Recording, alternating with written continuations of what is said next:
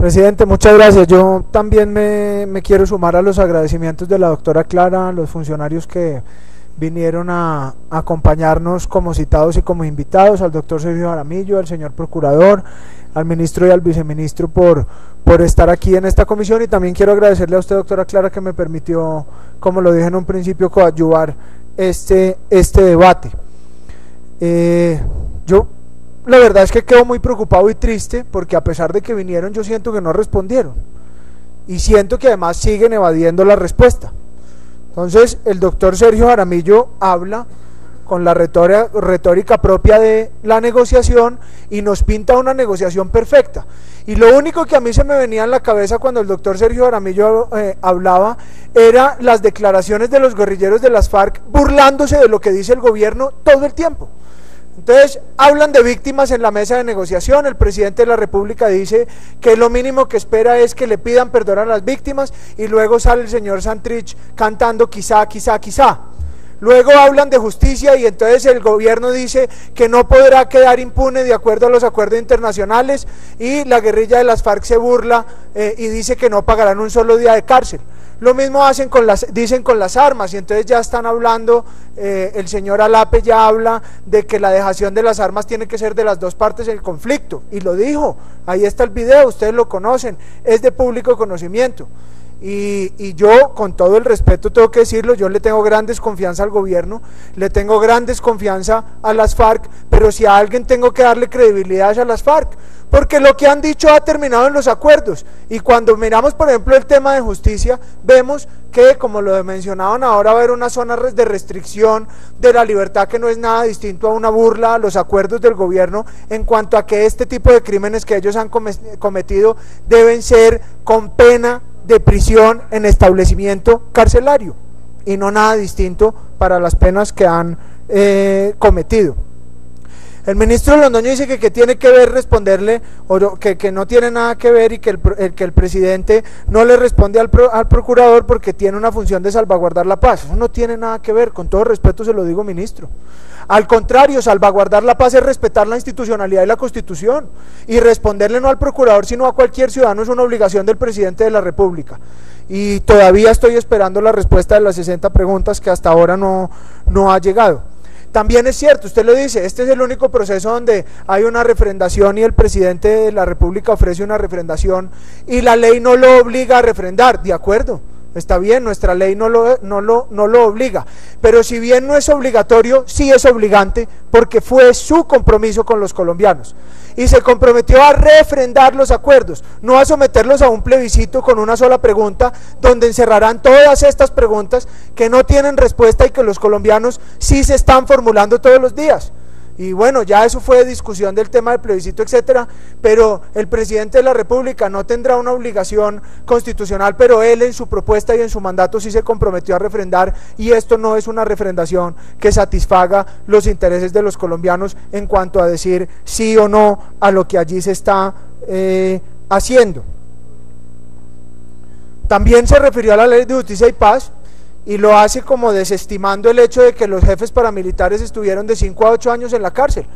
Ojalá los guerrilleros tengan, así sea al mismo tiempo, métalos a la cárcel 5 años, ministro, que paguen por lo que hicieron y que no participen en política. Porque el viceministro me decía, es que usted de pronto no lo ha leído todo, no lo ve en contexto. Al contrario, como lo veo en contexto y como los he leído es porque me preocupa, porque les vamos a dar participación en política por impunidad. Les vamos a dejar la plata del narcotráfico para que además participen ricos en política, diciendo el gobierno que es que no tienen dónde caerse muertos.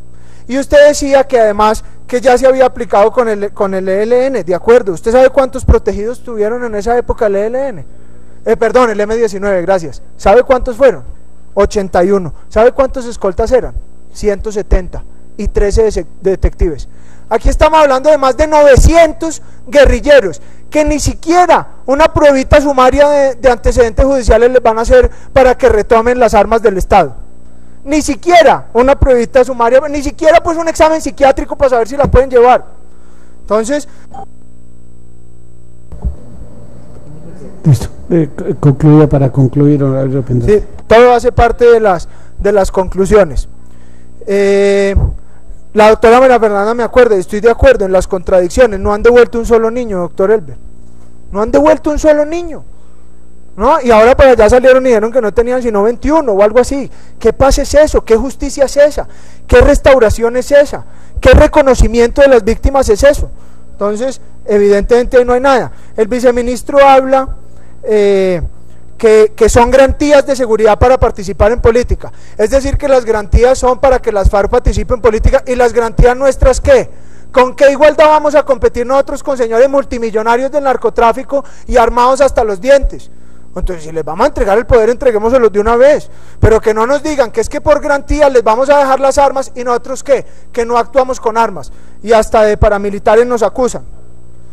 Dice que va a haber una instancia de alto nivel para garantías, una mesa técnica de seguridad y un cuerpo de seguridad y protección mixto donde van a estar los policías. Viceministro, ¿usted ha visto la humillación a la que van a someter los policías que van a hacer enlaces en esto? Mientras a los señores los van a recibir sin hacerles ningún tipo de prueba, a los policías que van a estar de enlaces en estos esquemas de seguridad les van a hacer hasta el detector de mentiras y antecedentes y visitas, o sea, tipos que han estado en la institucionalidad humillados para proteger como delincuentes, para estar en los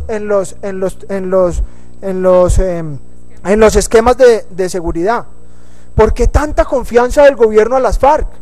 ¿Por qué confía tanto el gobierno en las FARC? ¿No han visto lo que ha hecho las FARC a este país en los últimos 50 años? ¿Por qué todas las garantías para las FARC y ninguna garantía, por ejemplo, para los partidos políticos? Es que ni siquiera estoy hablando del Centro Democrático, es que estos son garantías para todos los que dentro de la legalidad participamos en política. Y me voy muy preocupado con la última. La pregunta más importante de hoy era el tema de los milicianos de las FARC. 10.000 milicianos que no se van a desmovilizar, que hoy hacen Control Territorial, Rodrigo, que hoy están en la Macarena, que hoy están allá y que ejercen el control de las FARC en zonas donde militarmente han sido expulsados por la fuerza pública. ¿Y qué va a pasar con esos 10.000? Te ruego concluir, honorable representante.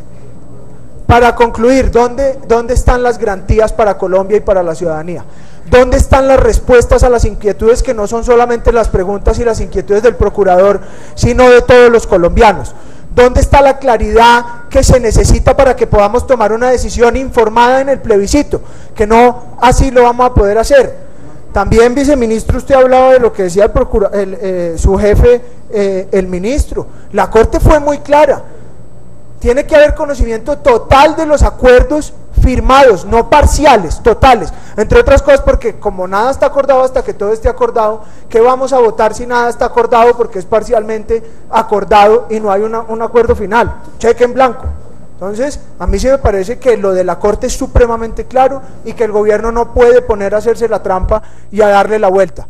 En conclusión, el gobierno no quiere responder las preguntas del procurador, el gobierno no quiere responder las preguntas del Congreso de la República y mucho peor, el gobierno se empeña en no responder las preguntas de la ciudadanía en cuanto a estos cuestionamientos de la negociación en La Habana. Muchas gracias. Muchas gracias, representante.